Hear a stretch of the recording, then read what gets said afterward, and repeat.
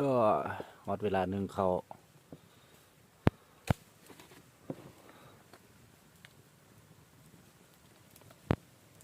ปิ้งหนูปิ้งกระเล่นปิ้งนกปิ้งใส่กระหอก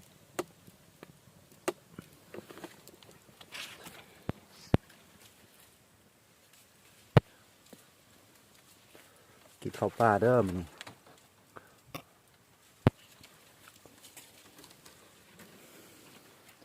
นี่อาหารธรรมชาติ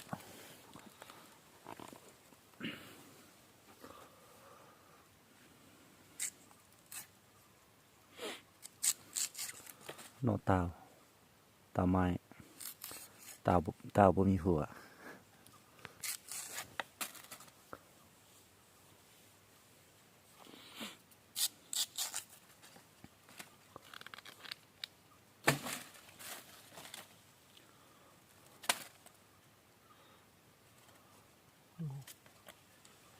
เกลียด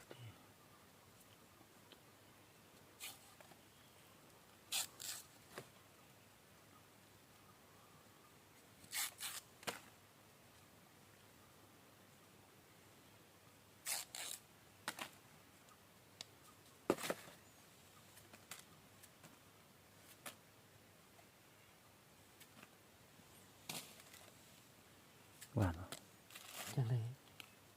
ตีคันคอเนาะ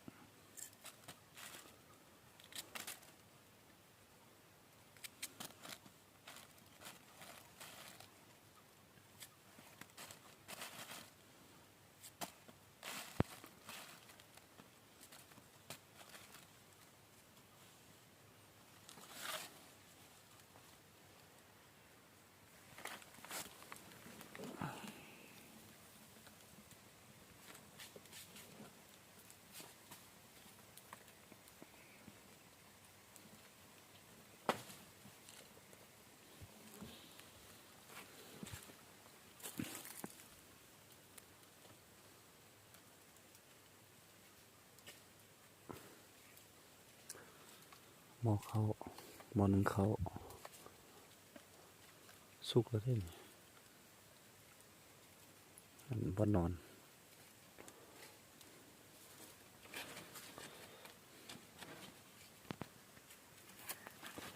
สุกแล้วหม้อหนึ่งแบบนี้หม้อหนึ่งเขาโปดเกือบบ่ทันสุกไฟไหม้ก่อนเด้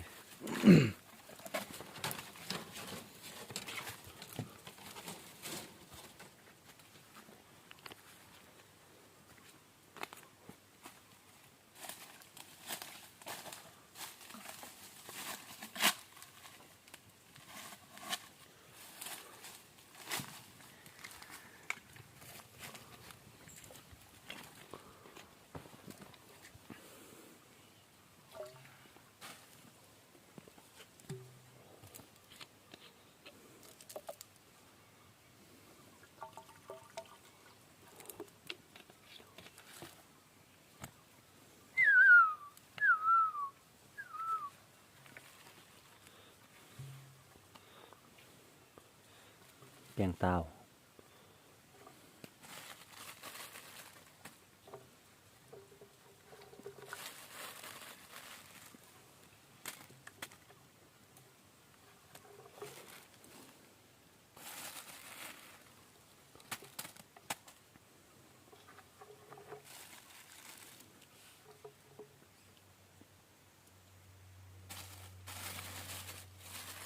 มันเดินทาง11 โมงฮอดมันย่นมาอยู่ฮอด11ย่นหรือเปล่าฮอด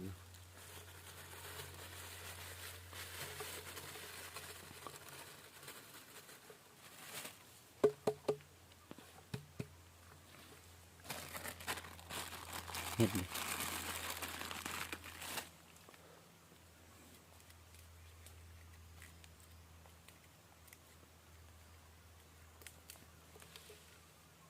มันดูด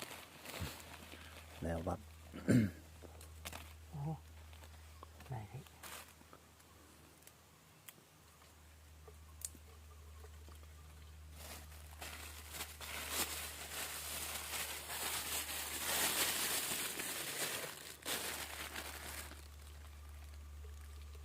โอ้ตก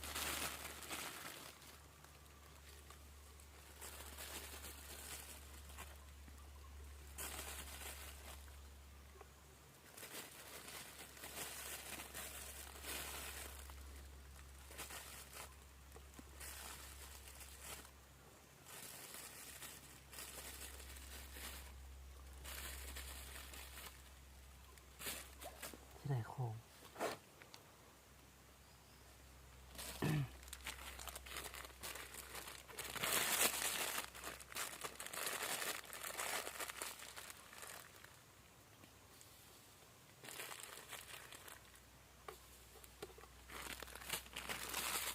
โอ้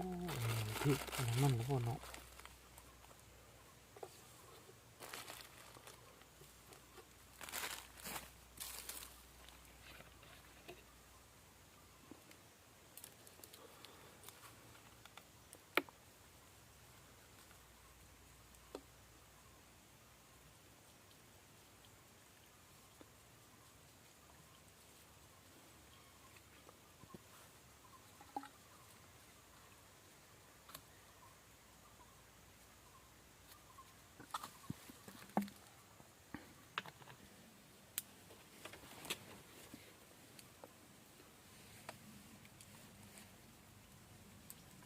จับธงเพชร นี่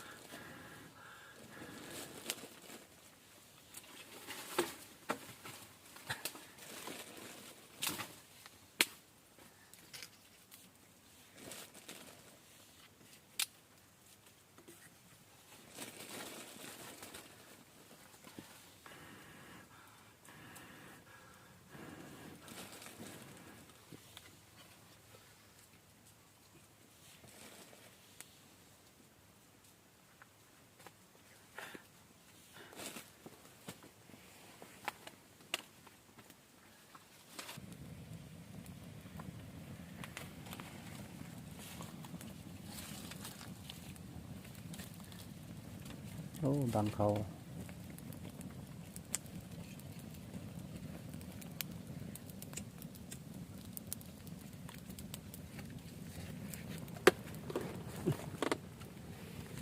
ที่ลึกปุ่นเนาะ นี่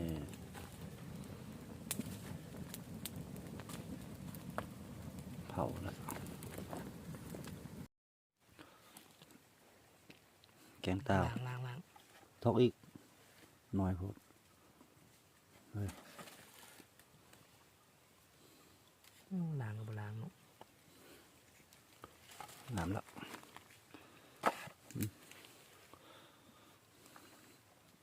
สัตว์ป่าแกงสัตว์ป่ามา ยิ้มหมดเต้าไว้ออกจังหน่อย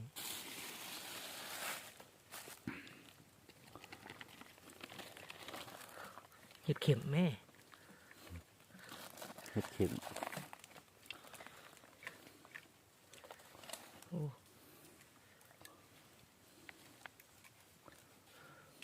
บ่มีบ่วง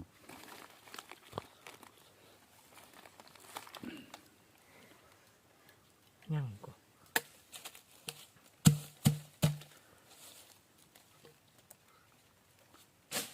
เขาทุกทึกเขา ไม่มองเลย สิมึง เข้าไอ้นั่นเป็นไม้แล้วนี่